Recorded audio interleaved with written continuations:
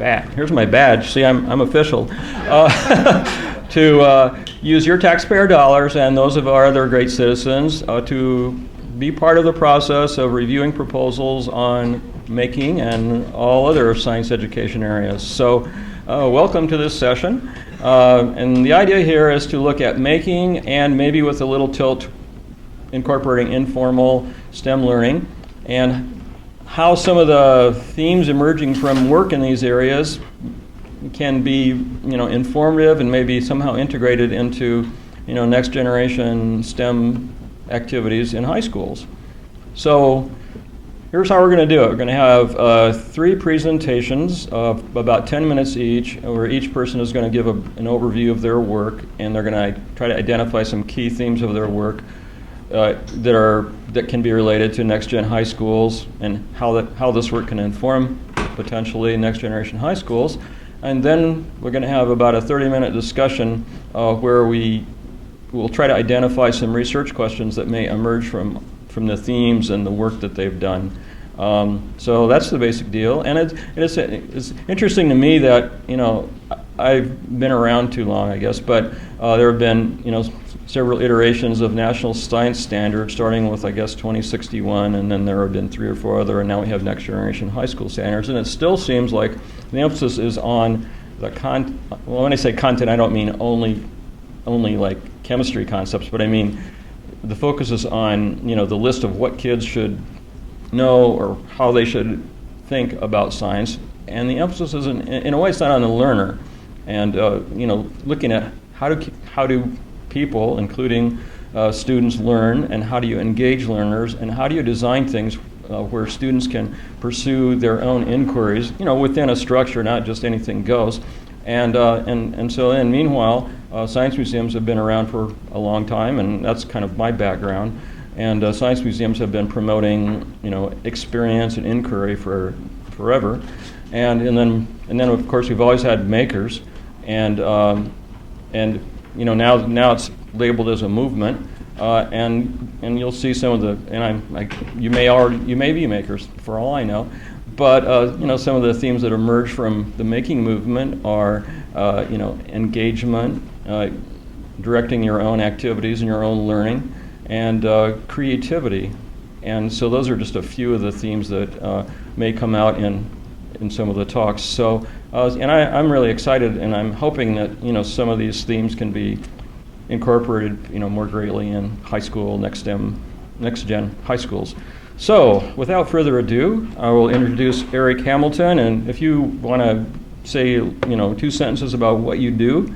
I'm sorry, first, we're starting with Eric. So, Eric, if you want to give 2 sentences about who you are and where you are, and then do your thing, and so, okay. And you want me to come up? Yeah.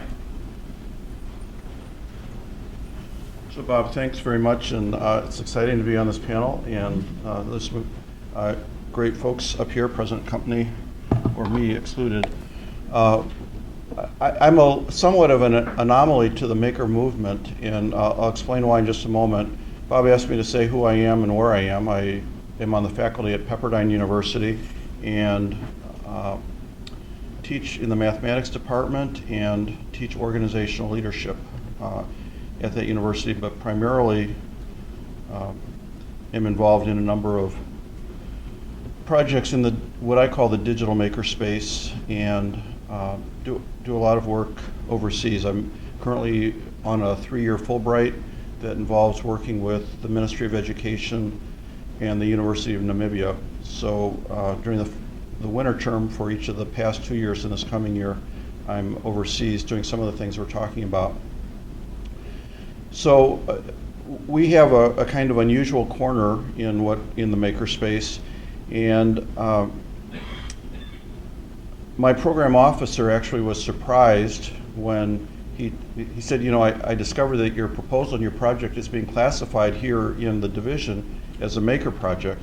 I wasn't so surprised, but everything that we do is digital, and it has a little different lineage than what you'll find in some of the other presentations that you have.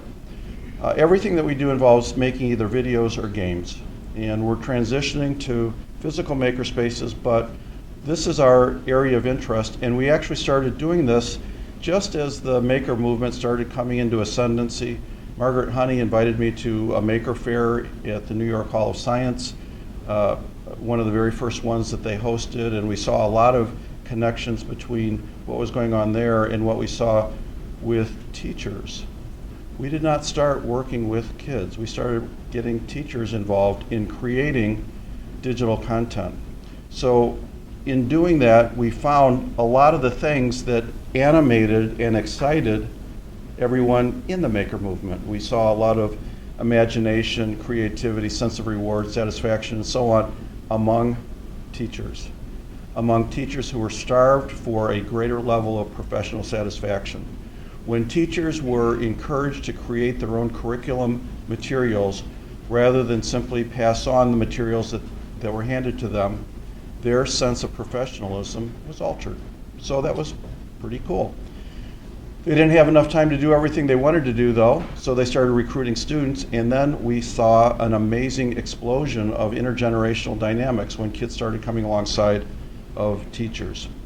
So as the teachers recruited and said to students, so Nicole says to me, I'm her middling math student, she says, Eric, would you help me create some videos to teach the class? I'm looking at her, you want me to help you?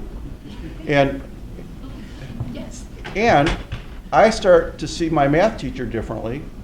I start to see mathematics differently, not as something I take a test on, but something I need to make clear to someone else. My peers see me differently. I see myself differently. I see mathematics differently.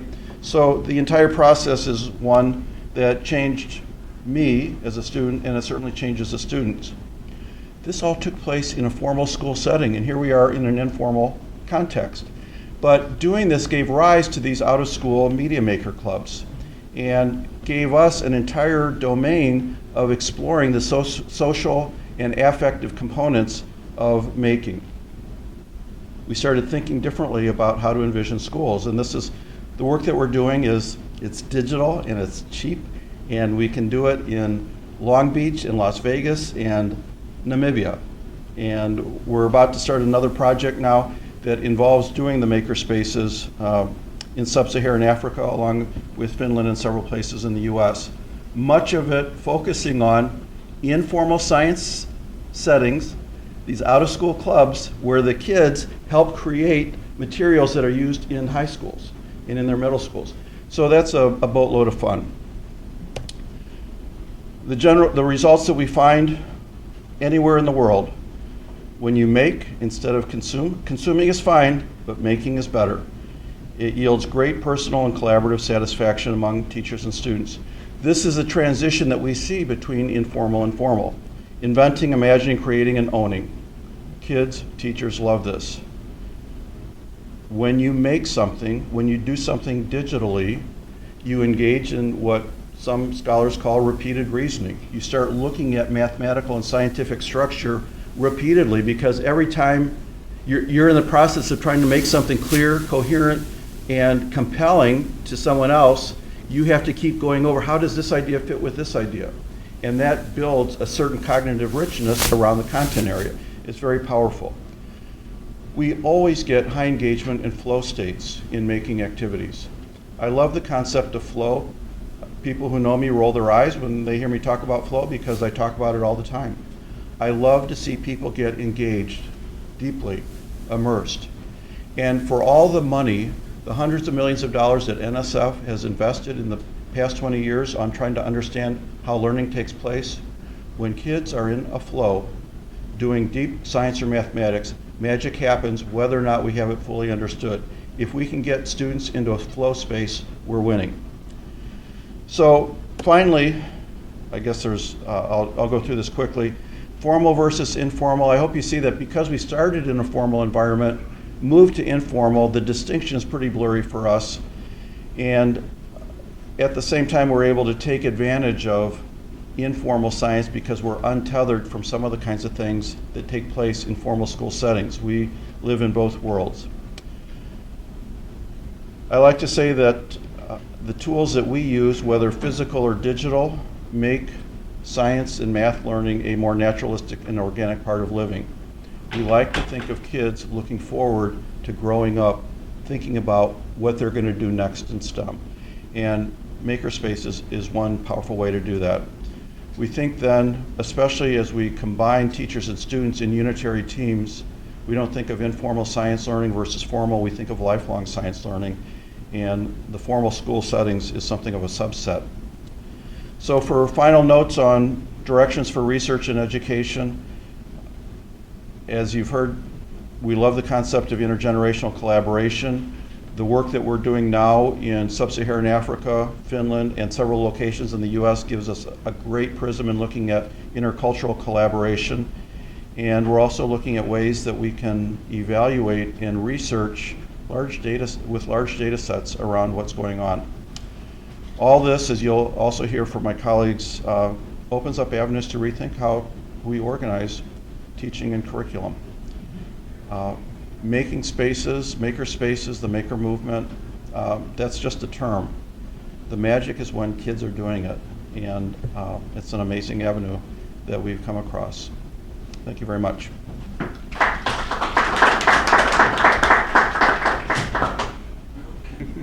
Okay, wonderful. Thank you. Well, good morning, everyone. My name is Shawn Jordan, and I'm an assistant professor of engineering education at Arizona State University.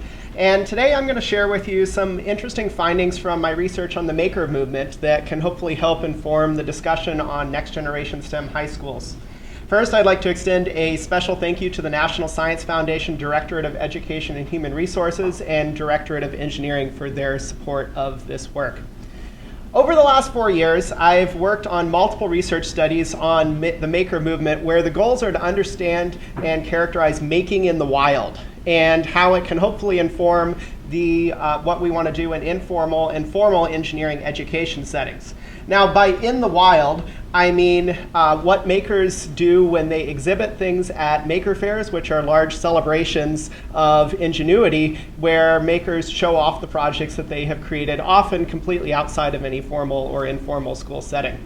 To date, we've interviewed a total of 76 participants, 40 adult makers and 36 young makers and their parents, to understand how making and engineering are similar or different, what makers are learning from making from their perspective, how makers collaborate, and how their life pathways have or have not crossed with formal engineering education settings like an undergraduate degree in engineering. So next, I'll share some of the results of that research.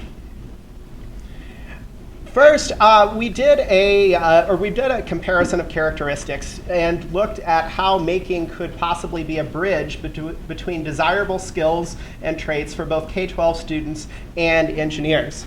And so what we found, and these are three of the many characteristics of the maker community that are most aligned. First of all, the idea of creative confidence. Now, creative confidence is the ability to design something new and unfamiliar and then translating failures into fresh attempts to solve a problem. This is particularly salient for makers because their failure is a badge of honor and admittance into their community. And that whole idea can sometimes be in stark contrast to education, where students are typically taught to avoid failure, and our assessment strategies are also aligned to help students avoid failure. By placing more emphasis on evaluating process that students follow rather than product, we might be able to start alleviating this tension in future high schools. Second, makers exhibit an attitude of playful invention, which means that basically they're thinking critically, but they're also thinking playfully and creatively to design innovative solutions to problems that they care about. And that's why if you go to a maker fair, you might see, for instance, robots that weed your garden or fire-breathing dragons made out of spoons. Both of those things take a significant amount of critical thinking as well as ingenuity to create those artifacts. And then third, makers are self-directed learners, which particularly in engineering, we focus a lot on lifelong learning. So this is close to my heart as an engineering educator. And what that means is that makers are able to identify what they need to know in order to solve a problem. And then they're able to go and learn what it is that they need to know on their own, be that through searching the web, reading magazines, or talking to peers in a makerspace or their friends in the neighborhood. And that right there, it shifts the balance of power of education, so it's not sage on stage, but instead they're self-empowered to become lifelong learners. Now, when we compare the maker community characteristics to other frameworks, we start to see some interesting overlap. Now, the next column is 21st century skills for K-12 students. And I know there are many different organizations that advertise different versions of 21st century skills. This is just one of them. But the idea, and this one is based on a Trilling and Feldel 2009 book. The idea here is that, first of all, you see that creativity and innovation overlap. Critical thinking and problem solving is considered to be a 21st century skill, and that aligns with the core tenets of playful invention. And then also initiative and self-direction. So again, back to that idea of self-directed or lifelong learning. Those all apply.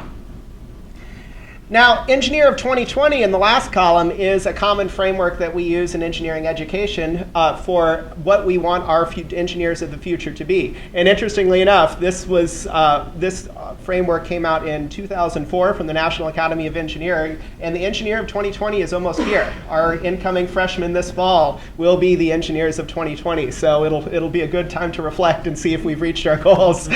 But again, here you see overlap in terms of creativity, practical ingenuity, and lifelong learning, all synergistic with some of the ideas of the maker community. So if you look across these themes and see those strong compatibilities, I think we can support an argument for using making as a bridge for the desirable skills and traits of K-12 students and engineers of the future. Now, another idea from our research is looking at the collaborative culture of makers. And there, we've coined the term additive innovation to describe the way that they collaborate. Now, the idea is that instead of keeping intellectual property secret, and by that means like, oh, okay, well, I would be cheating if I shared my solution with you. Makers actively and openly share not only what they've done, the physical artifacts, but also how they have done it with anyone who's interested. And so looking at it as more of a process, additive innovation starts with inspiration. So the community is already designed to inspire people.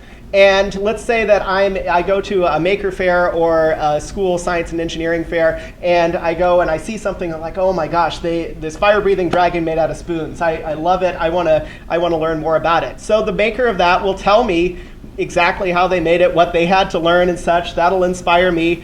And then through that sharing process, and then I'll go back and let's say I want to make my own version of it, but I'm not just going to copy the solution. I'm going to put my own spin. So let's say I want to instead turn it into into a cactus. I'm from Arizona, so a fire-breathing cactus that is made out of forks instead. And so I make my own version of it. I go learn what I need to know, maybe from the original maker, maybe from other people, build my own, and then share it back with the community. So it's this open cycle of sharing and learning. Now, this doesn't just apply to artifacts. At Arizona State, we're working on an NSF-funded Revolutionizing Engineering Departments Award right now, which has a goal of transforming faculty culture so that faculty aren't just learning how to become better teachers from professional development. They are empowered to take pedagogical risks in the classroom based on things they're interested in. Let's say I want to add in active learning techniques into my classroom, and then share that back with our own faculty community. So we're creating a community of practice that is focused on change and taking risks. So instead, it democratizes that and empowers faculty to make a difference in ways that they're interested in. Then finally, some other results. We started looking at pathways of makers, and these are all adult makers in particular. And we categorize them based on similar types of artifacts that they were creating. Thank you. So the idea here is we saw that within particular categories like large interactive toys, we saw people who were engineers making things, but we also saw people who were artists making similar types of artifacts. And so what that means, from my perspective, is that making things and building things isn't just for engineers, and creativity isn't only for the artists. there's a huge amount of overlap there. And I think that's where you've heard a lot about the STEAM movement. STEAM can help us connect those two pieces together. And I think as educators, bringing the arts into STEM provides opportunities for us to connect students to their individual culture as well. So a curriculum could be designed to either express culture or let a student express their culture, or it could be allowing an entire class to learn about culture or a particular event. So as far as some final thoughts, first of all, I would, for the next generation high schools, and think of these as how do we scale this, and what if, or how would we implement these ideas? First of all, I think we should engage students to design solutions to problems that they care about and that may not have a single right answer. And we've heard that repeatedly over the last 2 days of getting into this mindset that it's not just about here's the teacher providing the one right solution and then the students replicating it. It's about students being empowered. Second, it's about fostering a culture of additive innovation where students and teacher change makers learn and share strategies and successes and failures. And then third, it's about broadening participation in STEM by connecting the culture through the arts and STEAM. Arts should not be placed in a corner or a separate building, but instead should be at the forefront of engaging our students to invent the future. Thank you very much.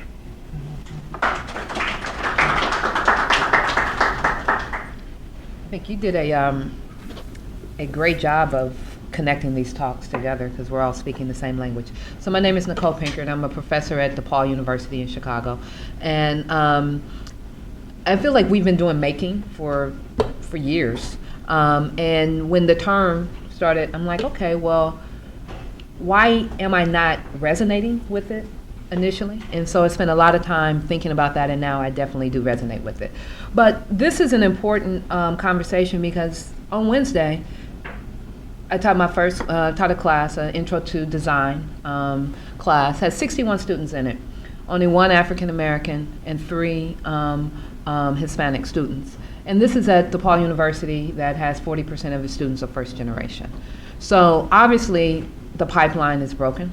And I think we're at a unique opportunity with making and trying to understand its role and relationship in schools to think differently in how we do that. And so for me, that starts first with this concept of life-wide learning, which Reed is here, and it came out of the Life Center that NSF sponsored. And that in thinking about how we think about bringing making into the work, we can't just think about the school environment, because even in high school, when it's the most time that you're spending in school, it's still only 18% of your time. So one of the first things I would say is that while it is thinking about the high school standards, we have to think about how those standards sit within the community. And so for us, we always start with the assumption that the school can't be the provider, and so a solution has to include the schools, the homes, the places. Because if making, and one of the things we see with making is that it is a lifestyle and is an identity for people who embrace it.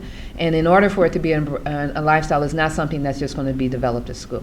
You have to see it and breathe it and see the people around you connected to that. And I think tomorrow we see the launch of this year's US First competition, and I think US First is a great example of initiative that breeds and that connects all of these different spaces. And for many youth, I even know my brother who lives in Houston, my youngest nephew is going to do the junior, and then the middle one is going to do the older one. So it's becoming a Saturday every day. That's what they do on Saturdays. So I think that's one of those places that we can look at how to think about how it connects to school and at home and creates a community. So I also think a lot about infrastructure, and so not just about what happens in one particular maker space, but what is necessary from an infrastructure standpoint. And recently, oftentimes I think I might have been across the hall at the Cyber Learning, but I think there's a connection here. And so for me, when I think about what does it mean to create maker spaces that can exist, I think these are some of the challenges that we have. We have to figure out ways of making what happens in informal learning count. You know, the reality is even if someone's in US First, oftentimes that it's not a grade. It doesn't become credit for high school, right? So how do we begin to make what happens in informal learning count? And in doing that, I think it creates opportunity for us to layer learning across different contexts. So I begin to see the connection from home to school and to other places. I think some connection of implementation science centers that are connected to implementation hubs.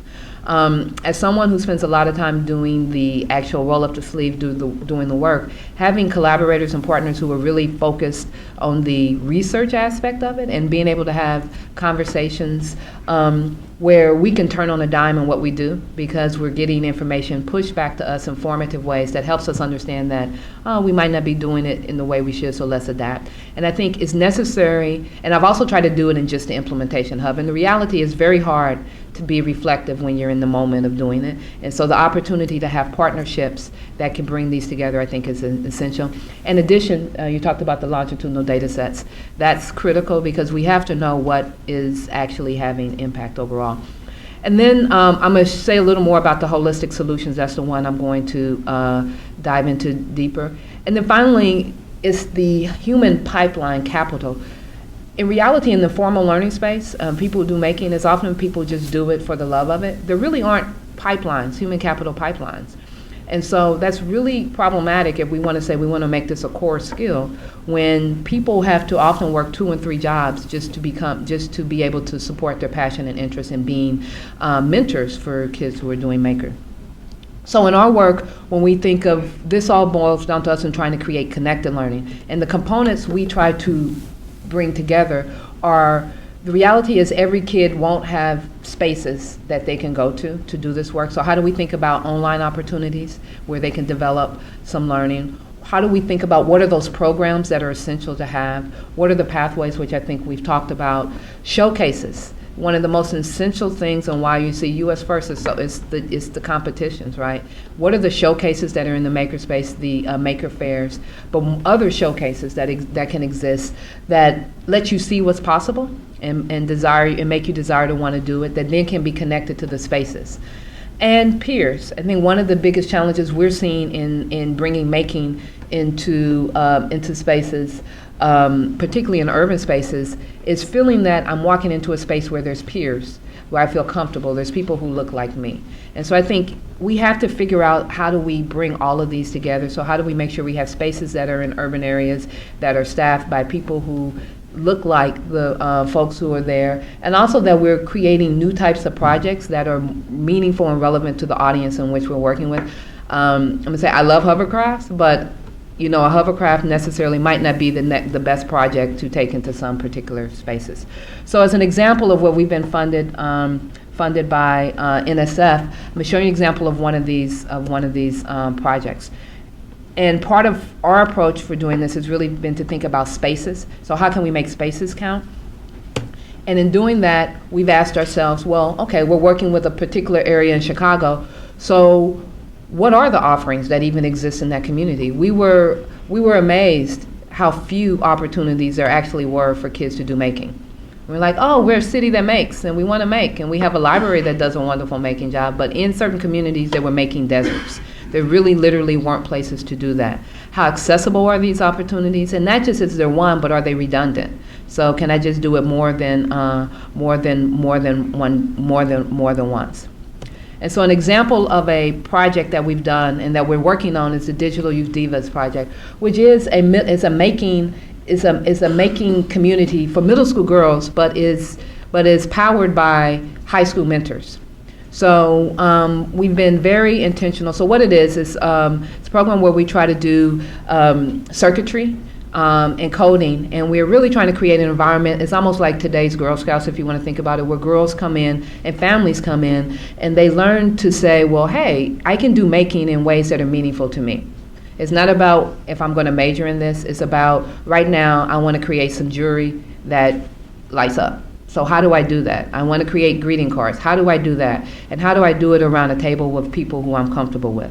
So going back to those components, what those components look like for us is that we have a Saturday program where we bring girls from across the country. We do a lot of intentional field trips where we go out to maker spaces, not just maker spaces, but other science programs across the city in groups of 10 to 15 girls, and engage them and connect them into those programs so they feel comfortable going back. As they get to ninth grade, we have, at least with 3 of these organizations, they take cohorts of divas into the program. So we're sort of handing them off in a cohort fashion, so hopefully that makes it stick more. We're very intentional around the types of mentors that we use. We have program mentors, which are high school girls, and also oftentimes artists who aren't science experts, but they can connect and they've learned the material so they can relate in terms of how to do it. We have content mentors who are the experts, and oftentimes they can access them online or they come in as needed. And then we have online mentors who can do the assessment, so that a program mentor doesn't have to have the expertise, but knows where to get the support. Then we do a lot of self-paced learning, because one of the things we want to look at is to see if we spark something in the program, how does that then motivate them to take and build on it. We have our own social online network where we've done a lot of work with trying to create narratives and stories that ground the doing in ways that are meaningful to them. And most importantly has been the peers. I mean, the girls come back, and then we've used the Hide and Reniger work around the 4 stages of engagement, where first it has to be an environment that you want to be, and if it's an environment where you want to be situational, you'll stay and engage. And over time, we sort of need to pull away that supportive environment, because we need you, as you enter high school, to be able to go into these programs and not have to be in a program where you're surrounded by only women. So we spend a lot of time thinking about how to create a supportive environment of peers, but as we do the field trips model, we begin to sort of rip away some of those expertise. And so I want to say one more thing about mentoring, and this is work that comes out of one of my peers, Bridget Barron in Stanford, where when we looked at the work we did 10 years ago around digital youth network, around making, what we found that was the most important area in getting anyone to engage, particularly the audience, was these types of roles that were played by the adults in their life. In Bridget's work, oftentimes it was played by parents, but in our work, it's oftentimes were played by mentors and also peers. So you would see students being the collaborator, being the learning brokers, and being the monitors. And so one of the biggest things we've done now with our work in making is being very intentional around bringing parents in, side-by-side learning. So we're developing the parents to learn how to do this, because we believe to support making, particularly in urban communities, parents, particularly in middle grade, play the role of having to understand, yes, I need to take you to here, yes, I need to put you in this, and also creating an environment and a lifestyle that this type of making happens. So thank you very much.